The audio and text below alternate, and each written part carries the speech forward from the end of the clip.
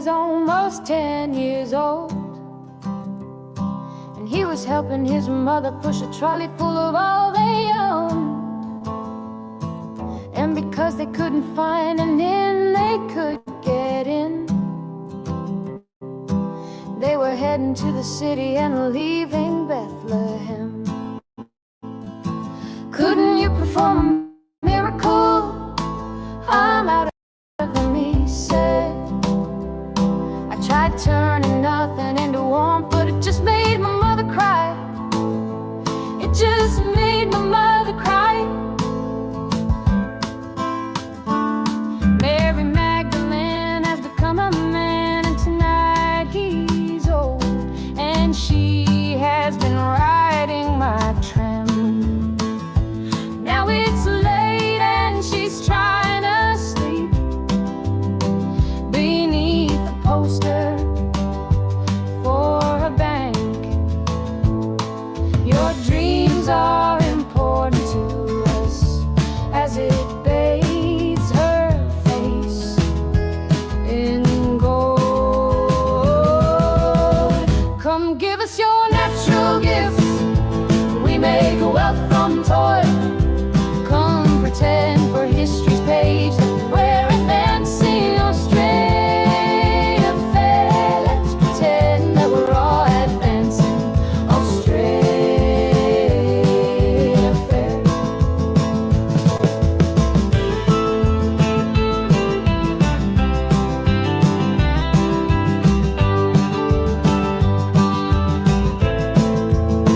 Back down the road I found the church we built on the black man's bones was empty, and out the front a sign read all but sold.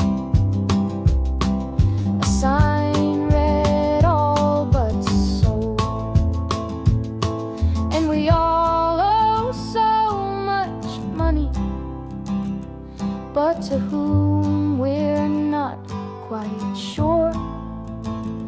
So head down, we just keep running along our fading golden shores.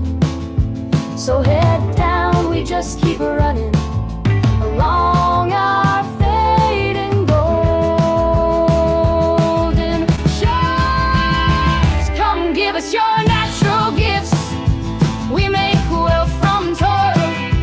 Come pretend for history's page that we're advancing Australia fair. Let's pretend that we're all advancing Australia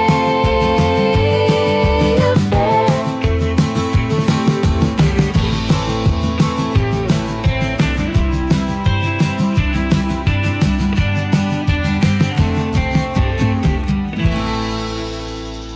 Okay, let's get going. Howdy, John. Howdy, Michael Gray Griffith. Yes, nice to see you. Always at the centre of controversy, aren't you, Michael? It's a shocking thing. Well, I don't know. You have a natural instinct for trouble. Yeah, it's a shitstorm thing. What do you want to talk about first? Because I've got something here. This is arrested for a hate crime. So what he did was speak at a rally, at an open mic rally. I don't know what he said, but he's, let me see. A man was arrested over an alleged open mic speech he made at the March for Australia rally in Sydney today as bystanders booed and yelled traitors at the police. He's been charged with publicly threatening or inciting violence towards a group. And we don't know what he said, do we? No. That hasn't been openly reported, so nobody knows what he's being charged with. Interesting. You have to know, nice where is that? Is that Sydney Redfern? Is that Redfern? Can't work out the suburb.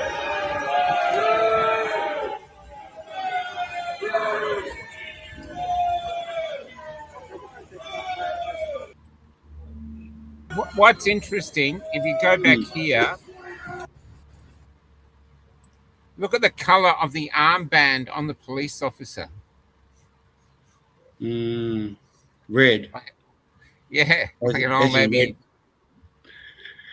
Red for the like red. like an old Nazi thing, that is either chosen properly or chosen badly, poorly. You know what I mean? So there is the new police arresting you for hate speech and or basically free speech, and the officers now wear these red armbands that might catch on.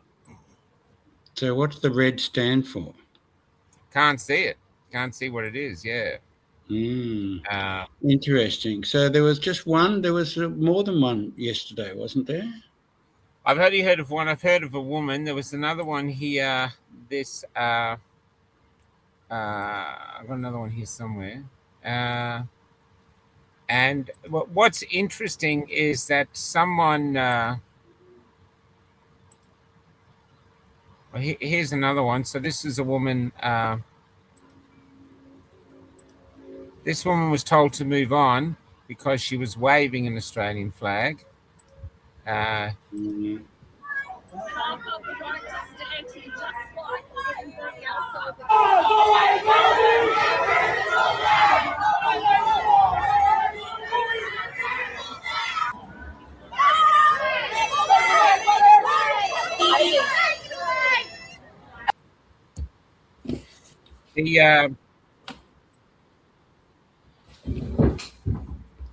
The only other one to show you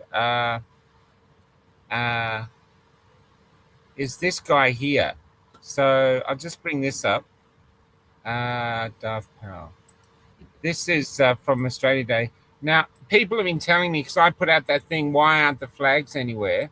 And some people are saying what they're scared of is that if they wear the flag out, they might get attacked by somebody on the left, or a Palestinian, Palestinian advocate, or I don't know, anyone else, and the police will do nothing because they're holding the Australian flag. But if it happened the other way, there would be hate speech. But basically, it's not good for the gander. It's only good for the goose. Oh, this social inclusion is working very well, isn't it? Meanwhile, the commentariat on both left and right here he is. About the failures of multiculturalism and the hate just speech. Watch this. I'll come back to you in a sec, but just watch this. The police are watching this and do nothing. And all he's doing is carrying the flag.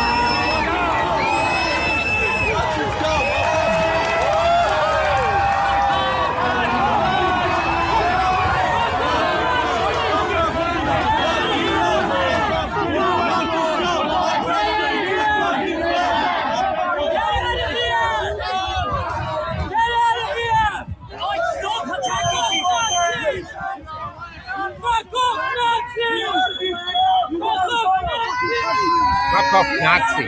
What they sound. Nazi. Back off! Back off!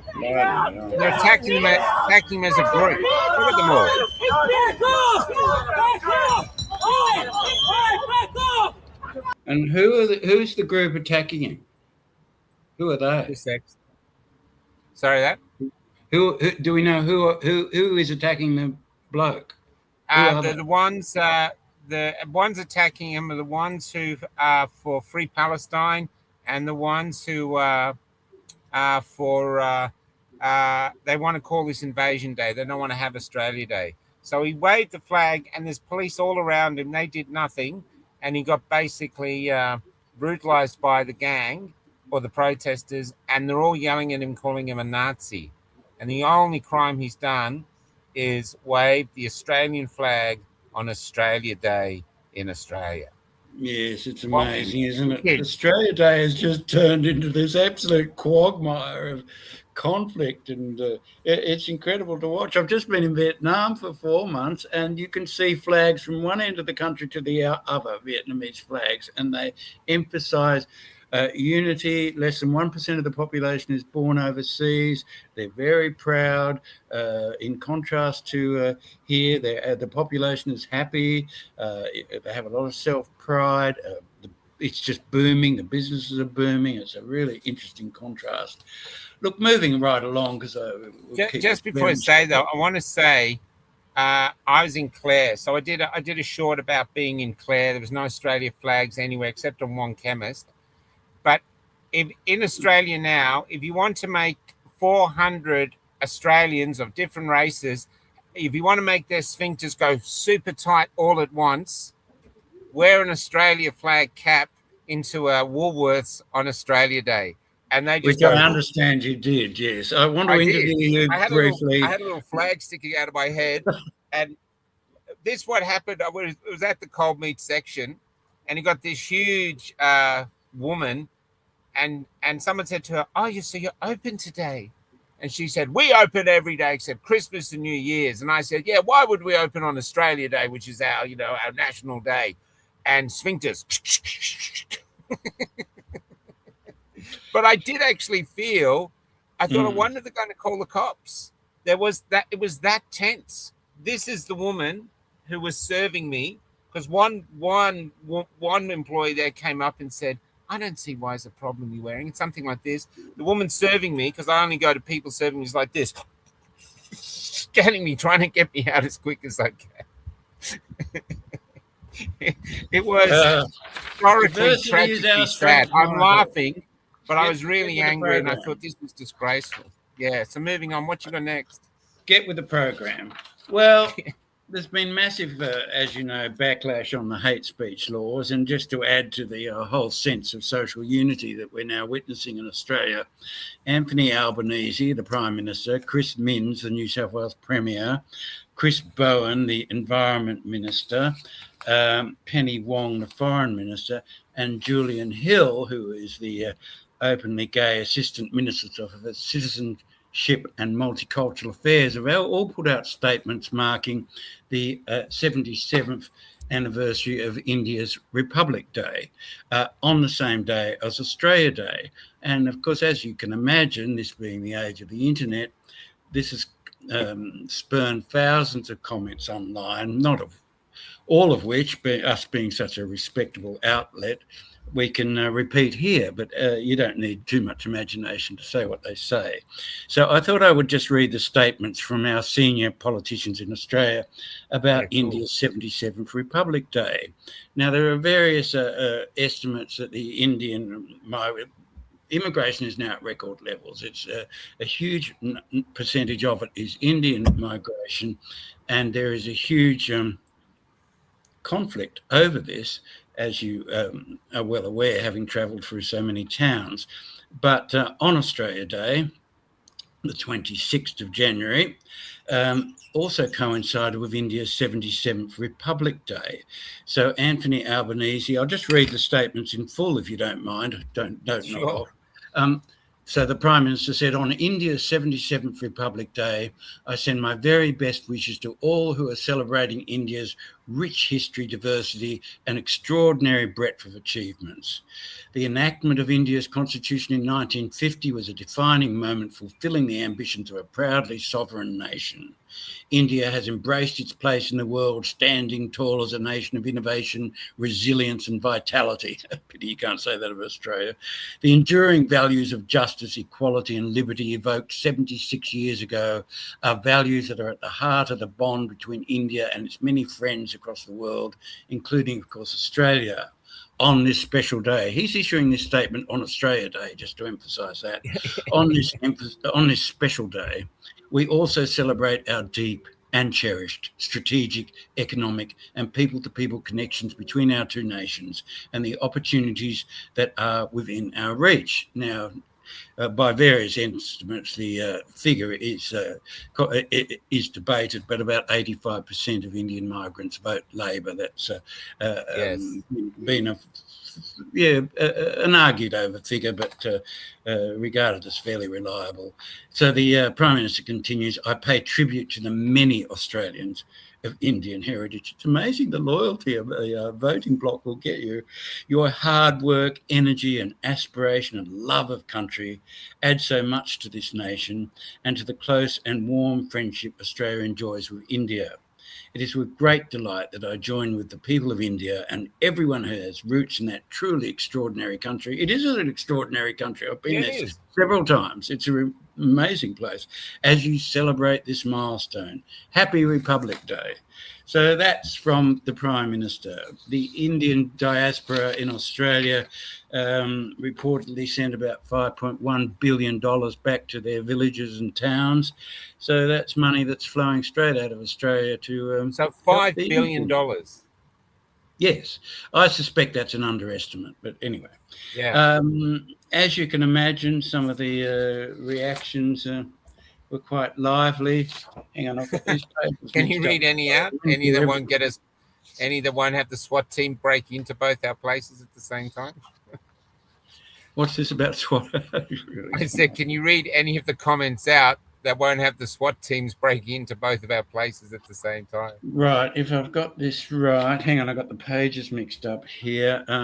One Facebook reacts, Kathleen West. Australians call New South Wales home too, and a long time before the Indians did. It's actually Australia Day, just in case you forgot. Now, Chris... sorry, the wind blew all the pages. I should have numbered them. But that was Anthony Albanese, Chris Minns, the New South Wales Premier. Oh, I've got this all mixed up. Meanwhile, hang on, I'm just going to read straight from the web because the pages are all mixed up, and I wouldn't want to attribute the Facebook reactions to the wrong people, as you can imagine. So hang on, we'll just get the... hold on one sec. Yeah, we have some of the worst internet in the world, by the way, but that's another hobby horse. Oh, God, hang on, I've pulled up the wrong one. Indian National Republic Day statements, that'll do it. Good old Anthony. I think what's allowed people or encouraged people to become so hostile in their responses really is the hate speech laws, which were just churned through Parliament in a single day and through both the lower house and the upper house. And has caused enormous disquiet within the community. Sorry, Michael, what are you saying? I just said a single day. That's extraordinary that they have such laws have been pushed through in a single day. There were 6,000 submissions on the Act, which no one can read 6,000 submissions on a single day. They were clearly didn't bother to read them. There was the bill itself was 144 pages, and the commentariat was 300. The memorandum or whatever they called it was 350 pages or so. So nobody's read the bill, and it was changed on the morning that it was pushed through. So nobody's read this bill. So people are or many of them haven't bothered to read it, and it was being pushed through Parliament without having even been read. So anyway, let's move on to Chris Minns, who put out a very nice image, which looks Happy Republic Day, 26th of January 26. And an example of that was the response was Kathleen West, Australians call Australia home too. Now, Chris Bowen, in addition to celebrating, he's the Environment Minister and an extremely controversial and extremely disliked member of the government, you'd have to say. Chris Bowen, in addition to celebrating Australia Day, I also extend my warmest wishes to everyone celebrating India's 77th Republic Day. Australians of Indian heritage contribute so much to our country, especially in our community. And of course, he, with so many others, has a seat in Western Sydney, so they relied on the votes. Today we acknowledge them as they celebrate Australia Day and Republic Day. Penny Wong, the Foreign Minister, put out a statement. Australia's partnership with India is stronger, deeper and more consequential than ever. Wishing my friend S. Jashenki, you'll have to that's the caption, you don't need that. As India marks this important day and Australia observes our own National Day, we reflect on the shared values and growing ties that continue to strengthen our relationship. And as an image of her shaking hands with her Indian equivalent. The Facebook reacts. Linda Elsley says, meanwhile in India, there is no mention of Australia Day, which I doubt very much there is. Who have we missed? We've got Penny Wong, the Foreign Minister. We've got Chris Bowen. We've got Chris Minns, and we have Anthony Albanese. So you can find all those statements on their Facebook pages.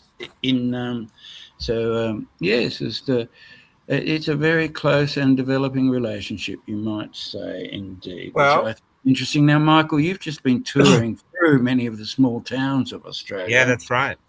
As I understand it, you've noticed an awful lot of Indian local businesses being taken over by Indians, and a considerable amount of local reaction. Can you talk about the towns? And which was the first one? The first town was, I can't remember the name of it. Basically, from Broken Hill, there were these small towns, and as we got closer, deeper into South Australia, they're very pretty towns. They're very old. They're all got they made by the Silverton and Silverton just outside Broken Hill. And all that Silverton, but coming in to anyway, we I don't want to. I often say their names wrong, but this is where people started telling us that the Indians are buying up all the towns, all the garages, the bakeries, the cafes, and the other thing that we were noticing was there were so many homeless people, and the homeless were all white and a few Aborigines, but basically white people. And the ones homeless that we couldn't see were the people that were talking to us. And these were a lot of mature Australian women who were living in cars or couch surfing and others. So you've got our community suffering. And then the rumor in the towns is that these migrants, not just Indians, these migrants are getting $40,000 grants and stuff like this. So when I went to Clare, most of Clare is owned by Indians, and the hotel, the cafes we went to, there was one big restaurant there that we looked in. There was nothing in it, and so I talked to you about it, and you've been researching the grants. I'll get to that in a sec, but I put out the question. We contacted the Tony Burke department. They never got back, and asked them, are these new migrants getting grants?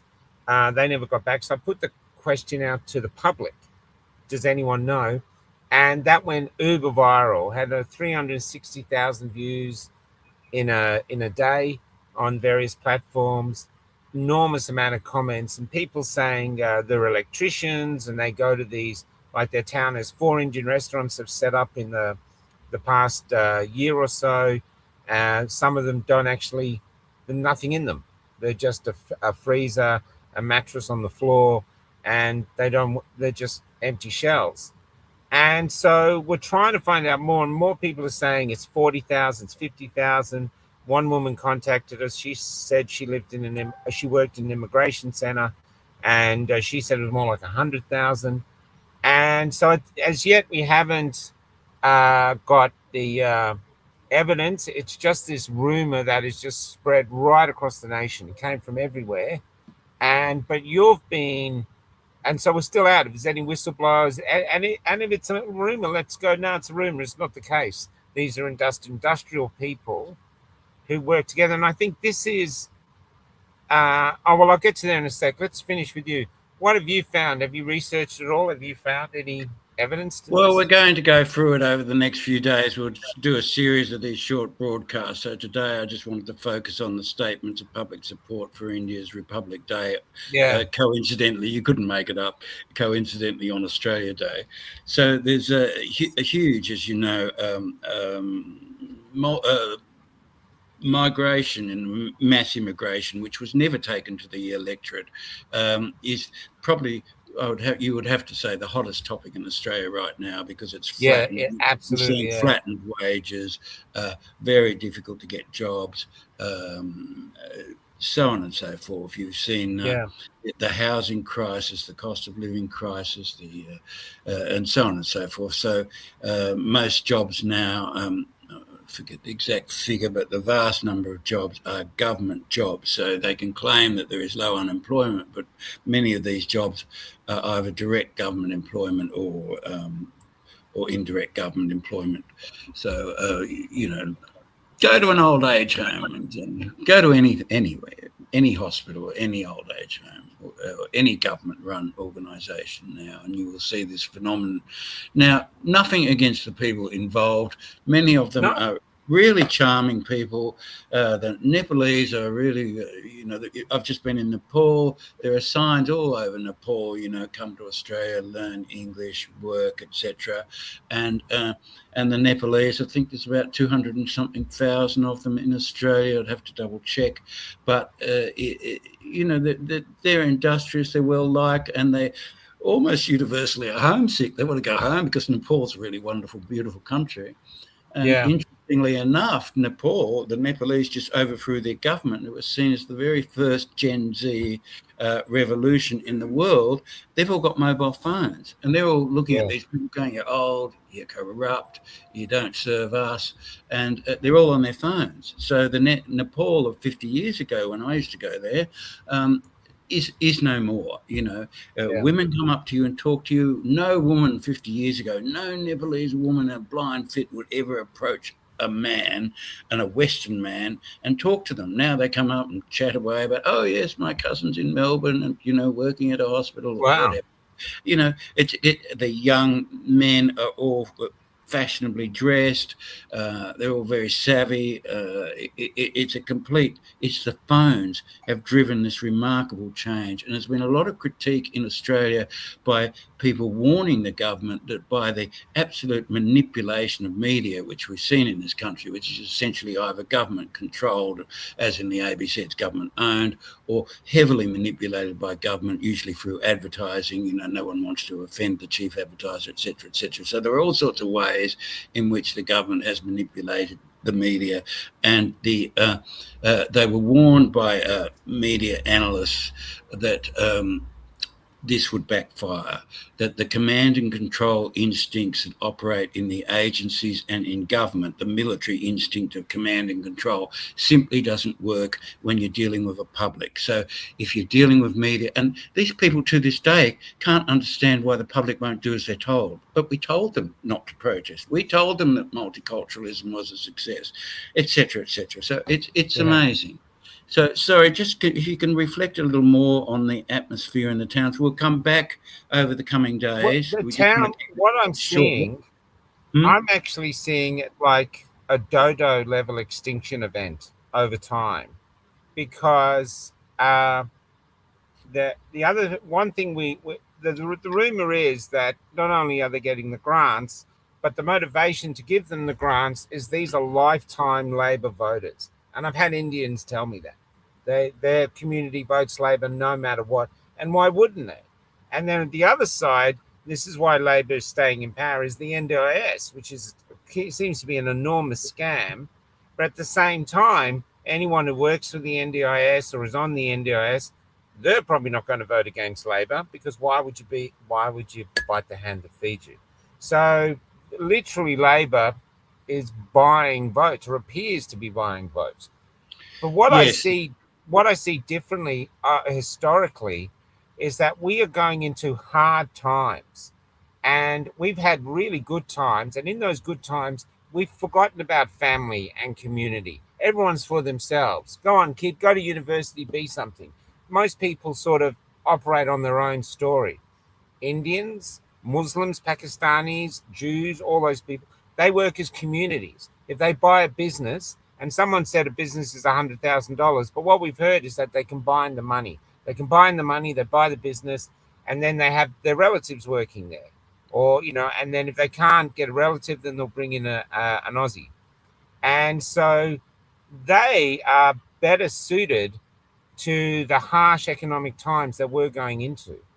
The harsh economic times that have been brought on by this government, and that's very true. We've seen all the people. Times. So, and you look around. If you go to a country town, just go to any country town, go to the IGA in the middle of the day, and the Aussies are walking around. And I'm going to just say, let's be honest, they're fat. They're literally 70% fat. They don't have the courage to talk about anything. I mean, I had the Aussie cap on. They were just all terrified to talk. So, they're not courageous. So they're fat. They're a bit cowardly. And all this is happening, and they don't want to address it. This is whereas the Indians look fabulous. They're striding around with their heads up. Their men stride around as if, hey, look, I'm a Bollywood star. They look great. They work together. They're very pleasant with everybody, but it's clear they're very clever. I'm looking that a superior race has turned up, and that if we don't pick up our socks, then most of our community are dodos.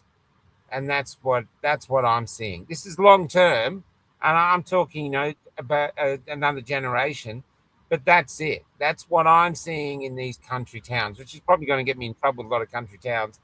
But that's what I'm seeing it. I've actually got a theory called dodoisticality, that if you turn up on an island, and as soon as you step on the island, you become the superior race, which is what we did, you immediately start walking down the decline to your own demise, because you don't have enough natural enemies to stay frosty, to stay thing. Instead, you go fat, you grow stupid, and you're just hanging around until you forget how to fly, and then you're waiting there until a superior race turns up. Well, they're here. They're here. It's the rest of the world who is hungry for the dreams that we can't be bothered to chase anymore. Well, I'm not quite sure you've been controversial enough yet, Michael, but we're going to keep these episodes short, tight and short, and we'll be back tomorrow with another update on the unfolding story about Indian migration in Australia. There's quite a number of senior figures in the commentariat that have been very critical of the rates of the mass immigration that's currently occurring.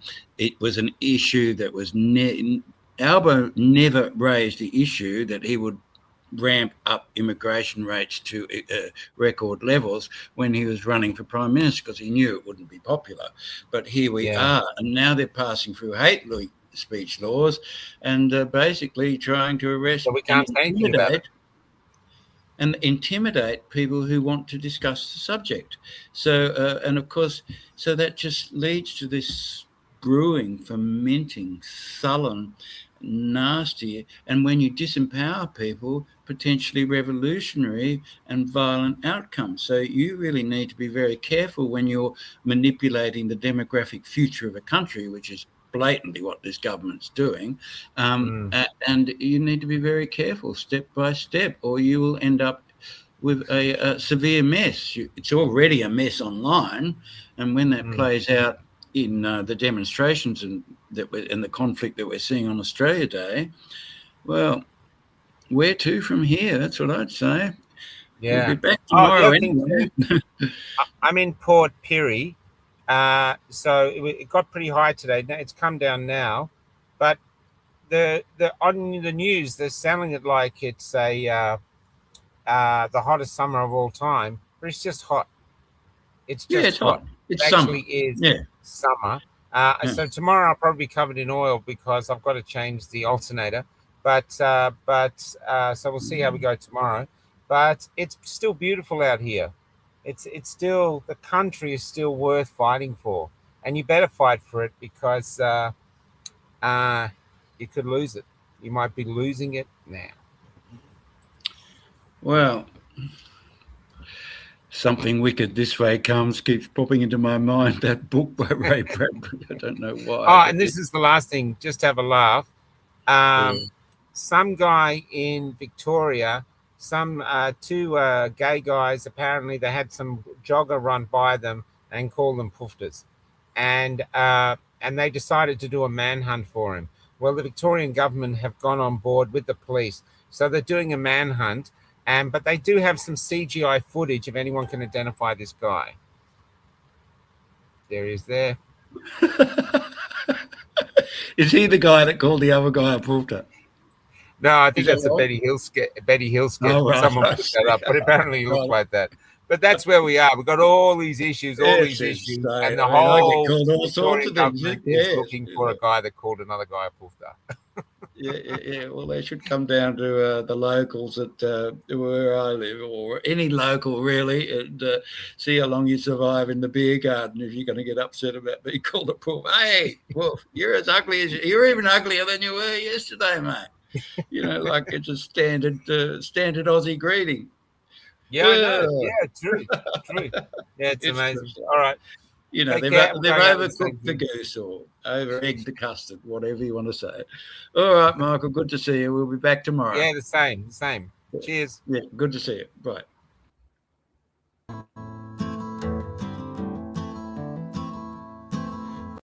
When I met Jesus Christ, he was almost 10 years old, and he was helping his mother push a trolley full of all they owned.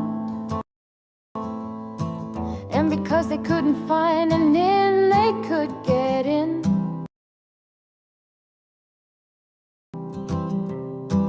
they were heading to the city and leaving Bethlehem. Couldn't you perform a miracle? I'm out of them, he said. I tried turning nothing into one, but it just made my mother cry. It just made my mother cry. Mary Magdalene has become a man, and tonight he's old, and she has been riding my tram. Now it's late and she's trying to sleep beneath the poster for a bank. Your dreams are important to us as it bathes her face in gold. Come give us your natural gifts. We make wealth from toil. Come pretend for history's page that we're advancing Australia fair. Let's pretend that we're all advancing Australia fair.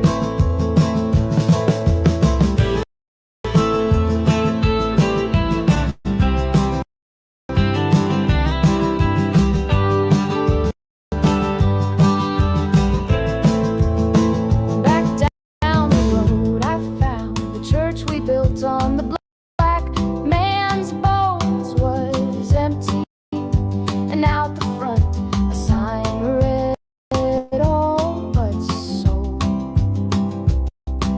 A sign read all but sold.